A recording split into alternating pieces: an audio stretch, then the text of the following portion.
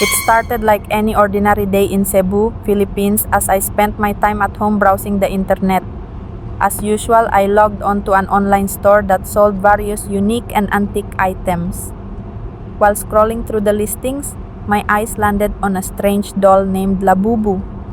The doll looked cute with its wide smile and big eyes, but something about it sent shivers down my spine. Despite my unease, I felt drawn to it and decided to buy it. In my mind, I imagined how Labubu could become a fun and playful companion.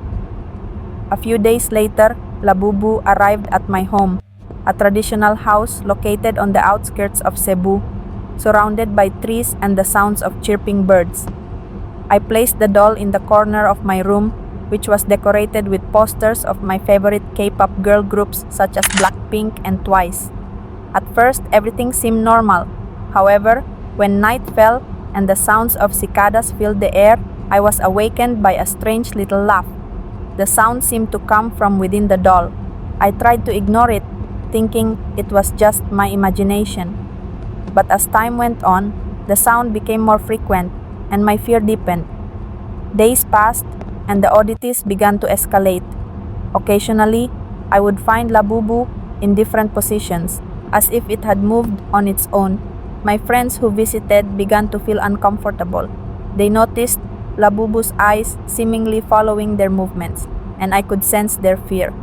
Although I tried to assure them it was just a doll, they still kept their distance. I felt increasingly isolated, and their lack of understanding left me feeling alone in my struggle. One night, as heavy rain poured and thunder rumbled outside, the atmosphere became more ominous than usual. The lights flickered, and the air around me felt heavy. Suddenly, Labubu began to speak in a hissing voice. "Let's play," it said, its voice echoing throughout the room, mingling with the sound of thunder outside. It felt as if some force was controlling my mind. Unknowingly, I began to follow its instructions, as if I were trapped in its spell. In the following nights, Labubu called to me more frequently. It invited me to play various strange games that involved darkness and fear. In a trance-like state, I did whatever it commanded, as if I had no control over myself. I began to see odd things, dark shadows darting in the corners of my vision, soft whispers calling my name, and laughter growing louder.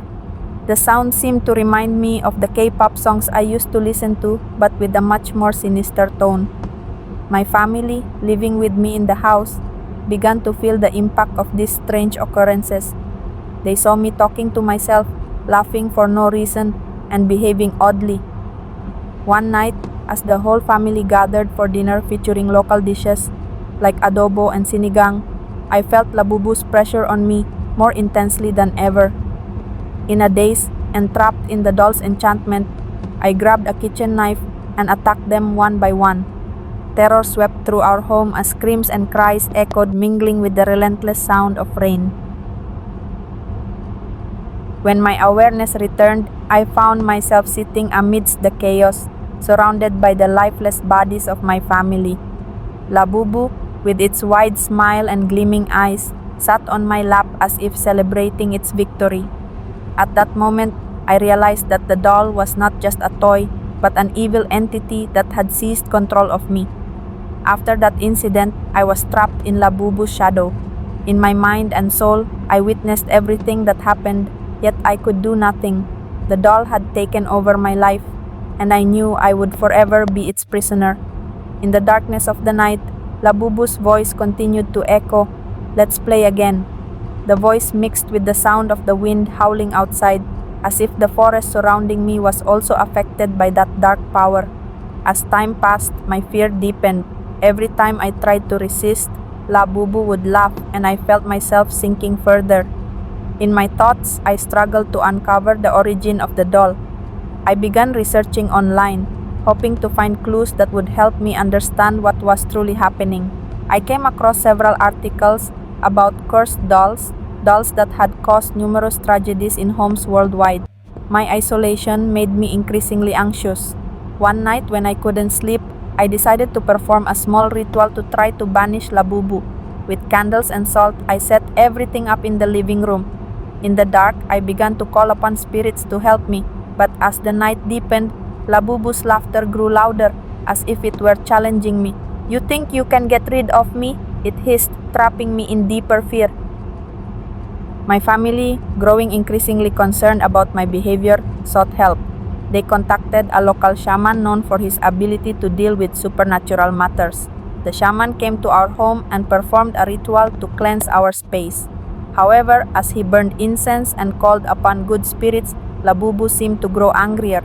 The doll's laughter echoed throughout the room, and suddenly the lights went out. My family panicked, and in the darkness I felt Labubu's power taking control of me again.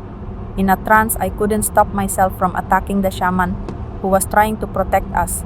In that chaos, I felt trapped, watching everything unfold without being able to intervene. The shaman fell, and as he tried to rise again, Labubu commanded me to grab a knife. Chaos and terror engulfed our home. The shaman's body lay on the floor, and the screams of my family filled the air.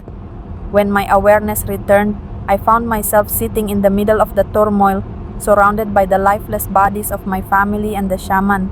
Labubu, with its wide smile, sat on my lap as if celebrating its victory. In that moment, I realized that the doll was not just a toy, but an evil entity that had taken control of me. After that incident, I was trapped in Labubu's shadow. In my mind, I saw everything that happened, but I could do nothing. My mental state continued to deteriorate, and I felt alienated from reality. My remaining family members finally called the police after hearing the screams and witnessing the chaos that had erupted in our home. The police arrived and found everything that had happened. In a state of panic and fear, I tried to explain that Labubu was controlling everything, but no one believed my words. They only saw a girl covered in blood, trapped in fear and confusion. I was arrested and taken away.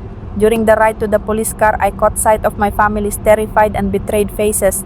I felt isolated, trapped within myself, watching everything unfold from a distance. When they brought me to the psychiatric hospital, I knew they considered me insane. In the cold, dark cell, I was trapped in my own mind, surrounded by the echoing laughter of Labubu in my head. In the psychiatric hospital, I fought against the evil power that had taken over me. Every day, nurses and doctors tried to help me, but I could only feel Labubu's presence growing stronger. It continued to taunt and grip my mind, making me feel imprisoned in darkness. Other voices began to emerge in my head, adding to the confusion and endless terror. I tried to explain to the doctors about Labubu, but they only regarded it as a symptom of a deeper mental condition. They prescribed medication to calm my mind, but every time I closed my eyes, I could only see Labubu's smiling face. In my dreams, it invited me to play, reminding me of everything that had happened and showing me the tragedies left in its wake. Eventually, I was forced to undergo therapy to help me cope with my fears. However, every time I attempted to talk about Labubu, the doctors would stop me, trying to bring me back to reality.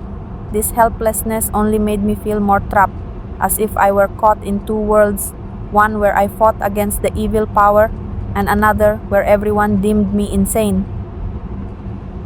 Life in the psychiatric hospital was harsh. Every day, I met other patients struggling with their own demons. Some of them had tragic stories similar to mine, but no one truly understood what I was experiencing. In support groups, when the doctors asked us to share our experiences, I felt like no one could comprehend how terrifying it was to be a victim of Labubu. I felt trapped in my own mind, battling the voices that relentlessly taunted and terrified me. One night, when all the patients were asleep, I heard Labubu's voice calling me from a dark corner of the room. "Let's play," it said, its voice sending chills down my spine. I tried to cover my ears and resist listening, but its voice grew louder, as if it were right beside me. In a panic, I ran to the window, trying to scream for help. But in the psychiatric hospital, our voices were merely confined within the walls. I felt shattered and hopeless. In my mind, I began to plan a way to escape this place. I knew that the only way to free myself was to confront Labubu and end its influence forever.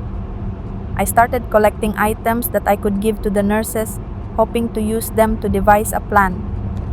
For days, I studied the hospital's routines and schedules. I observed when the nurses would leave and when they weren't watching us. I began to plan a night escape. However, the more I tried, the more strange things occurred around me. Objects started moving on their own. Whispers grew more frequent, and I knew Labubu would not let me go easily. After several weeks filled with fear and anxiety, I finally found my chance to escape. One night, while the doctors and nurses were busy with other patients, I hurried out of my room.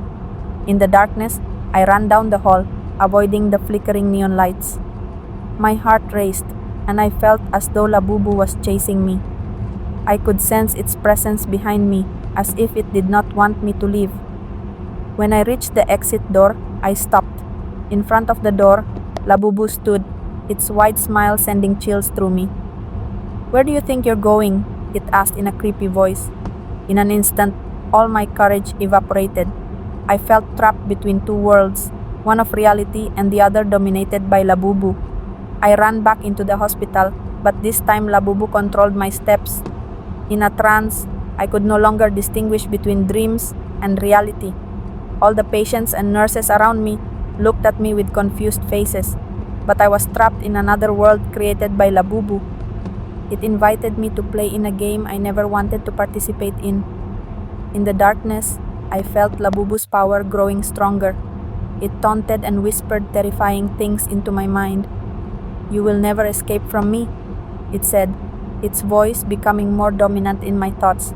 I felt all my strength draining away, and I was trapped in its grip. Finally, in a moment of desperation, I screamed at the top of my lungs, "I will not let you control my life." That voice shook the walls of the hospital, and suddenly, all the patients woke up. In that moment, I felt as if a new light entered me. I fought Labubu with all the strength I had left. In the intense internal battle, I felt Labubu's power beginning to wane. With every scream, I pushed it further into the darkness. Finally, as I shouted with all my might, Labubu let out an angry scream and vanished from my mind. In that moment, I felt an incredible sense of freedom. However, I knew that this battle was not yet fully over. With the remnants of my power, I struggled to rise from my seat. The doctors and nurses who saw the change in me rushed over, and I told them everything that had happened. Although they were initially skeptical, they could see the change in me. With their support, I began therapy to truly overcome Labubu's influence. Days turned into weeks, and although the journey was still long, I felt stronger. With each therapy session, I learned to face my fears and overcome the trauma left by Labubu. The once terrifying voices began to fade. I started writing my story about this experience, hoping to help others who might go through something similar. Eventually, after months of struggle, I was granted permission to leave the psychiatric hospital. As I stepped outside, I felt as though I had been reborn. However, I knew that Labubu might always be there, waiting for a chance to return. I promised myself to remain vigilant and never ignore its warnings again. On the journey home, I gazed at the bright blue sky and felt optimistic about the future. I knew I would never be entirely free from the shadows of my past, but I was determined to live my life anew, and if Labubu tried to show itself again, I would be ready to confront it with the courage I had gained from this experience. Now I was the master of my own life, and no one would control me again.